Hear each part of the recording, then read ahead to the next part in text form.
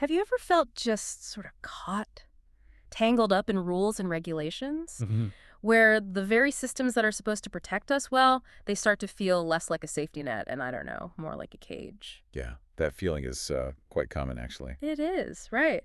And it makes you ask, when do these laws, these well-intentioned rules, actually start holding us back? When do they stifle our freedom, maybe even our spirit? That's precisely the really intriguing core of our deep dive today. We're digging into insights from this source. It's called When Law Becomes a Cage, Why Overregulation Cripples the Spirit. Okay. And our mission really is to explore this idea that, look, some regulation, absolutely necessary. We need order, safety, but too much of it. Yeah. It comes with this hidden cost, a big one. It can slowly chip away at personal freedom. It can snuff out inspiration and really suppress the human spirit itself. Wow. That's a powerful idea. So we're looking at that balance, that tension between the external rules we live by and that inner guide, that internal truth. Exactly. Where does that balance really lie? That's the key question. Okay, so let's unpack the main idea first. The source suggests something pretty provocative. What if too much regulation isn't always about keeping us safe, but about domesticating us? What do they mean by that? It's a striking word, isn't it? Domesticating. Yeah. So the source explains it as subtly training us to rely more on outside instructions, approvals, forms, instead of our own gut feeling, our own judgment, our initiative. Okay, relying on the external. Right. And the argument is that this slow erosion of self-guidance, it can actually silence our conscience. There's this really powerful quote highlighted in the source. It's from Grandmaster Waxira from the Sacred Atlantean Brotherhood. Okay, what does he say? He says, "No external law can replace internal truth. The moment conscience is silenced by fear, the soul begins to wither." Wow. The soul begins to wither. Yeah. So it's not just about convenience or efficiency we lose. It's deeper. The source claims we lose genuine creativity. We lose that sense of personal responsibility, and we lose touch with what it calls the natural law of the soul.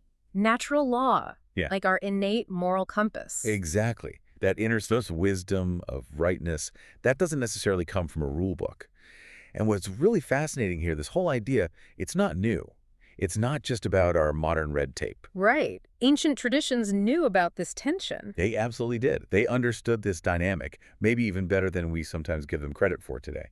Yeah, you see hints of it like in the Torah, Deuteronomy 4.2, it warns, "Do not add to the word which I command you, nor take away from it."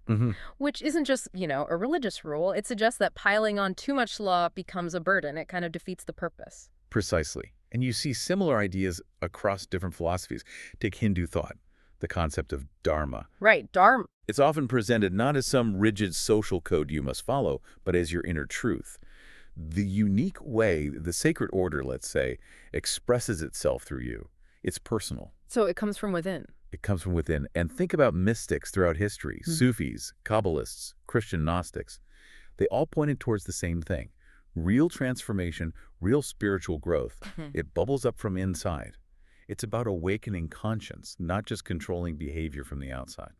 Okay, so if this isn't a new problem, how does it manifest now? The source says modern life, all the bureaucracy, has sort of drowned conscience. That sounds pretty dramatic. How does that actually look today? Well, it's often subtle, but the source argues it's pervasive. Think about an artist. Maybe they have a powerful vision, but then they hit a wall of censorship boards or funding restrictions tied to certain content, or IP laws so complex it just chills creativity. Yeah, I can see that. Or the entrepreneur, someone with a brilliant idea, but they get bogged down immediately. Taxes, permits, licenses, compliance forms, but it can feel suffocating before they even start. Right. The dream gets crushed by paperwork. Exactly. And the source even touches on parenting.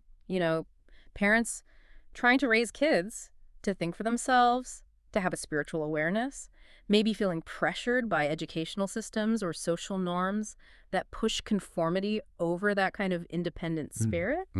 And the source is clear. These aren't just little frustrations. They're presented as ways the spirit itself gets chained, limited. That leads perfectly into something else really interesting the source brings up. Stories. Yeah. Historical spiritual narratives that seem to illustrate this very struggle. Yes. Like the story of Moses leading the Hebrews out of Egypt, the demand, "Let my people go." Right. The source argues it wasn't just about physical freedom from Pharaoh's laws. Right. It was deeper than that. It was a spiritual call, wasn't it? A call to return to that inner truth, to break free from external control in a much bigger sense. That's exactly the interpretation offered. And you find echoes elsewhere, too, like in the Gospel of Thomas, which is one of those non-canonical Christian texts. Well, the source cites a line attributed to Jesus. If you bring forth what is within you, what you bring forth will save you. Bring forth what is within you. Yeah. That inner stuff, your own wisdom, your intuition, that's your compass.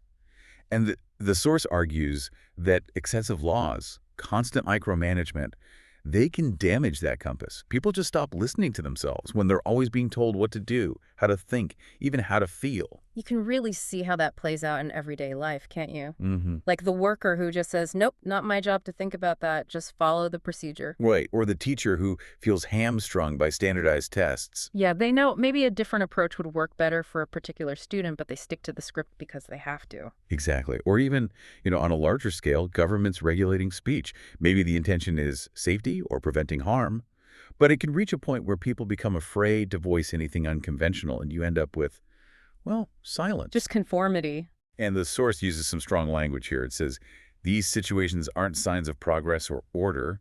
It calls them signs of slavery with prettier clothes. Wow, that's blunt. Slavery with prettier clothes. It's meant to be provocative, I think. To say that even if the control is comfortable or seems civilized, it's still a form of bondage if it suppresses that inner spark. And connecting this to an even bigger, almost mythical picture, the source brings in that teaching from Grandmaster Waxira again, this time about the fall of Atlantis. Atlantis. Okay, this should be interesting, not the usual earthquake or flood story. No, according to this source, Atlantis didn't fall because of a natural disaster. It claims the fall was internal. The people lost their connection to what they called divine law within themselves. How sad. They got obsessed with the external, building magnificent temples of stone, meaning physical structures, complex systems, laws, but they neglected the temple of the heart, their inner wisdom, their conscience. That's quite an image. So the structure became more important than the spirit. That's the idea. And the source uses this powerful imagery. An ocean of regulations, gradually swallowing their memory of true freedom. An ocean of regulations. Yeah.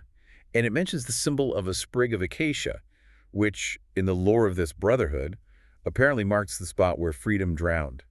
It serves as a stark warning, really. A warning about losing that inner connection. Yeah. The ultimate cost. Exactly. Which naturally leads to the question, okay, if that's the danger, what's the alternative? What's the path forward according to this viewpoint? Right. And the answer from the sacred Atlantean brotherhood, as presented in the source, is quite clear. Conscience. Conscience is the highest law. Conscience as the highest law. Not rules, not regulations, but your inner sense of truth. That's the core philosophy. A soul guided by its own compass, that inner wisdom, rather than being bound by external chains, meaning all those rules. Okay. And do they offer ways to sort of cultivate that? They do. The source mentions specific working tools they use, not to control the soul, but to awaken it. Tools like the anchor. The anchor. Representing stability, found through breath, through grounding yourself. Then there's the compass. Okay, sense direction. Symbolizing the focused mind, finding your direction. And finally, the blazing star. Blazing star sounds like intuition. Exactly. Illuminating the path of pure intuition. So these aren't tools for following rules. They're tools for self-discovery, for tuning into that inner guidance. So to kind of wrap up the main takeaway here. Yeah, the core message seems to be that regulations, however necessary some might be, can never actually create responsibility. Not genuine responsibility. Only conscience can do that. Only an awakened conscience can do that, according to this source. It argues that while, yes, we need boundaries, society needs some structure. When those external rules completely replace our inner truth, our ability to think and feel for ourselves, Then what? then the world might become very orderly, very predictable, maybe even efficient, but ultimately it becomes orderly but dead. It loses its vitality, its soul. Orderly but dead. That's chilling. And it leaves us with this final call, doesn't it, to reawaken the Christos. Right, which the source interprets not as just an external figure, but as that inner voice, the mystical teacher within everyone. Like that quote from the Upanishads the source mentions. Oh yeah, beautiful quote. There is a light that shines beyond all things on earth.